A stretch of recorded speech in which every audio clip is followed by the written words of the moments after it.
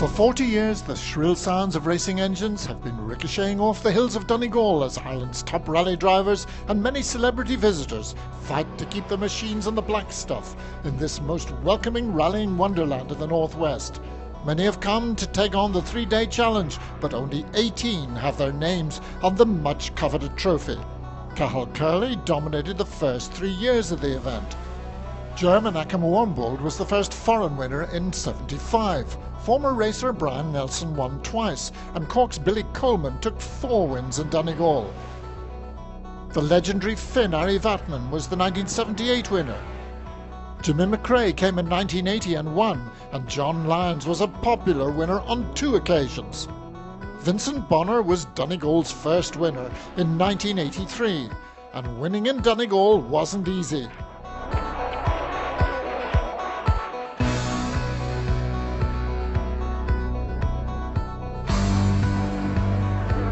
The late Bertie Fisher took 4 magnificent wins. Also sadly departed Englishman Mark Lovell was the man in 1988. David Llewellyn came from Wales to win in '89, and Austin McHale was another double winner.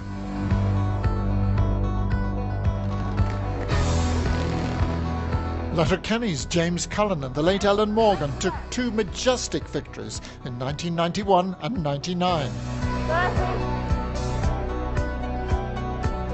And Stephen Finlay came to Donegal and conquered in 1994.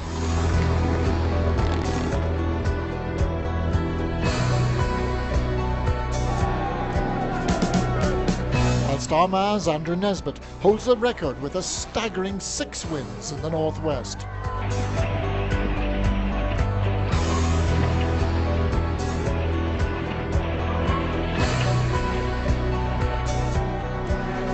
Bahrain's Eugene Donnelly has been a triple winner, and the most successful rally driver in the world, 7 times world champion Sebastian Loeb, was victorious in 2007. The last 2 years have been the property of Gareth McHale, who emulates his father Austin with 2 wins. The Topaz Donegal International has a remarkable entry for its 40th birthday, proving that an efficient organisational team, great terrain, and above all the friendliness of the Donegal people can beat the system in the most difficult of times. Yes, Ireland takes us to Donegal for the 4th round of the Irish Tarmac Rally Championship. I've always wanted the Donegal trophy on the mantelpiece, so yeah, big weekend, hard 3 days, so a lot of work to do, yeah. You know, the racing starts today and it really kicks in tomorrow, so you hope to have your work done by tomorrow night, one way or the other, but you know, it's a long 3 days. 3 rallies and 3 winners so far.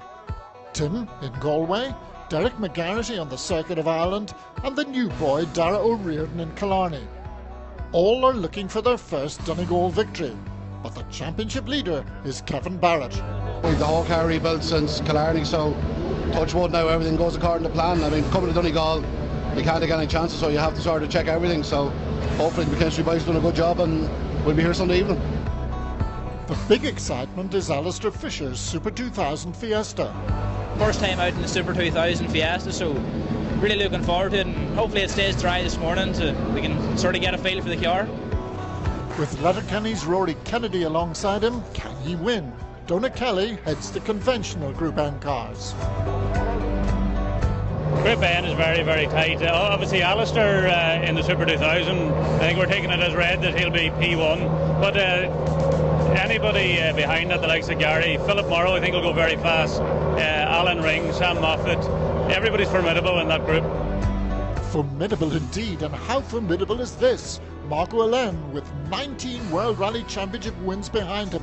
The Finn is indeed a guest of honour in Donegal. Incredible what I see this morning video in past this, you know, now in 40 years party, and I hope everything going well, you know, now in weather is looking mixy, you know, raining and sunny and, you know, normal Irish weather.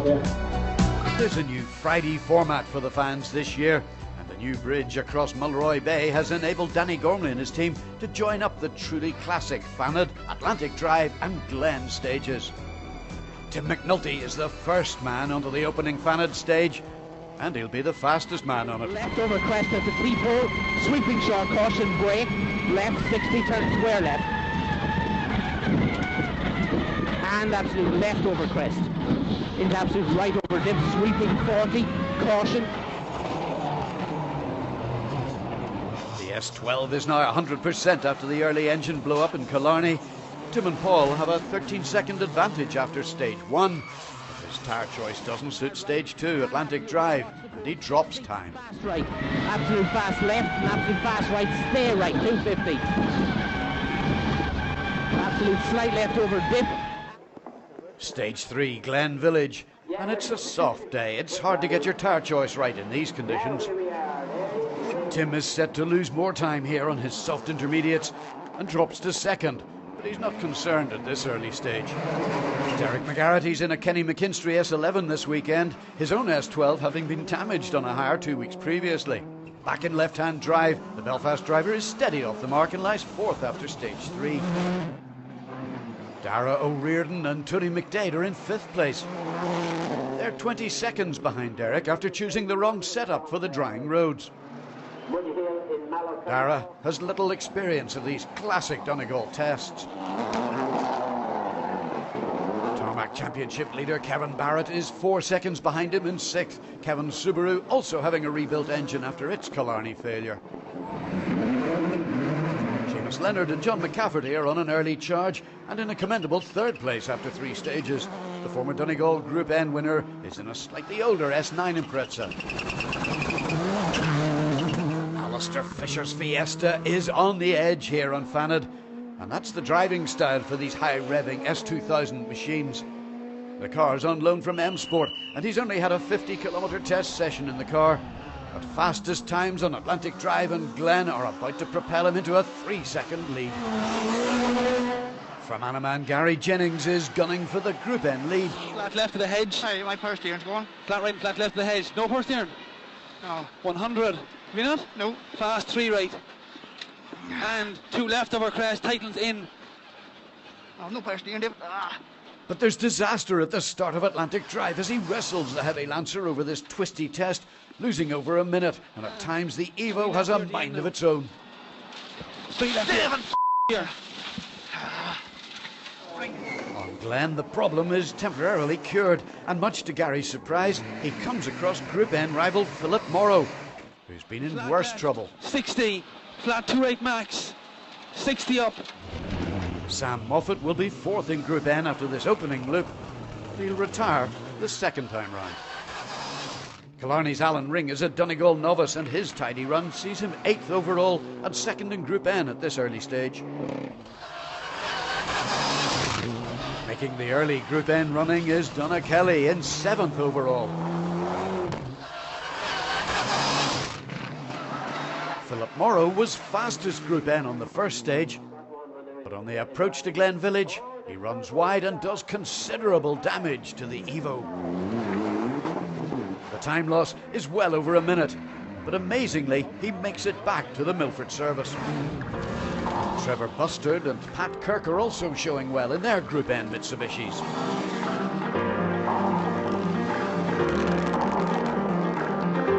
Meanwhile, Seamus Heron and Jerry McVeigh have their WRC Corolla up in 8th place as the cruise service in Milford before the afternoon repeats of Fanad, Atlantic Drive and Glen.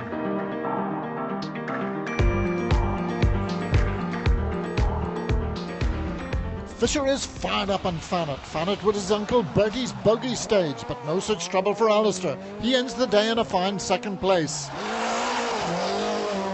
Tim was fastest on the first 2 stages out of service, and we managed to go fastest on the last one, but only by a small bit. Sort of losing out on the faster sections, but I can't really complain. The car's really, really good, and I'm very pleased with our position. Right over dip and crest goes, fast left. Tim McNulty has really got the hammer down. 300. Care, medium right, tightens over crest to sudden 6 left. On the 2nd run of the Fanat stage, he takes 21 seconds out of Alistair Fisher, and he's now on the right tyres. Stay right, 20, medium left, long. Quick over dip, stay left. Into absolute crest goes, absolute left, caution. Crest goes fast right, stay right, 20. Care, medium left. 250 up middle. Stay out for fast left into absolute crest goes, slight right. Into absolute right, long over crest, stay right. 200. Right. You obviously enjoy these stages. Absolutely love them. Classics. You know, if you get, especially a dry Donegal, you know, I know we all have to work with the weather, but if you get a dry Donegal, you couldn't ask for better stages in the world, you know. You've got a dry Atlantic Drive ahead of you. Yeah, I love Atlantic Drive. It's one of my favourite stages, so I'm really looking forward to it. On Atlantic Drive, he takes a further 11 seconds from Alistair and now commands a 28-second overnight lead. Seamus Leonard in third was fast and fanning, but it's all over on Atlantic Drive with a hydraulic fire. You don't want to stop. The smoke's coming in around you. You know, it's, I don't know, it'd be the $100 question. Do I stop or do I keep going? Maybe it's only something simple, but it could land into a massive thing, you know. So we're lucky enough to get the car out. Anyway, at least the car's in one place. Like. That promotes Derek McGarity up to third. He will end the day just over a minute off the lead. A wrong tyre choice for the afternoon stages, not helping his efforts.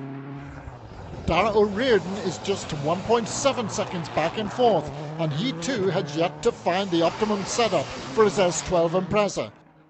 Nevertheless, he's enjoying these superb stages, which are normally run on Sunday in Donegal.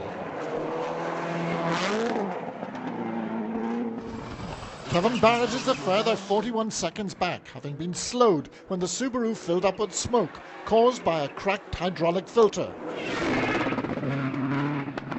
No such trouble for Donna Kelly, who leads the conventional Group N brigade in 6th overall. Alan Ring is 53 seconds back, but after his Killarney retirement, he is keen to rack up Tarmac Championship points. Seamus Heron has been a Donegal supporter for many years, and his 8th place is a decent effort considering his limited rally appearances in recent seasons. Philip Morrow, now with the suspension fully restored, is on a mighty fight back, now up to 9th and taking time out of his Group N rivals. Continues and opens over crest. Is on a similar fight 40, back. middle over crest, 40, flat right after the pole over crest, and flat 3 left, 40, fast 3 left in, flat and 2 right go. But the Fermanagh driver is a little disappointed after his earlier issues in stage 2. Sitting at the start line all of a sudden with no power steering, so we're just a real battle to get through this one, but we've got it fixed there now, so we're dead on.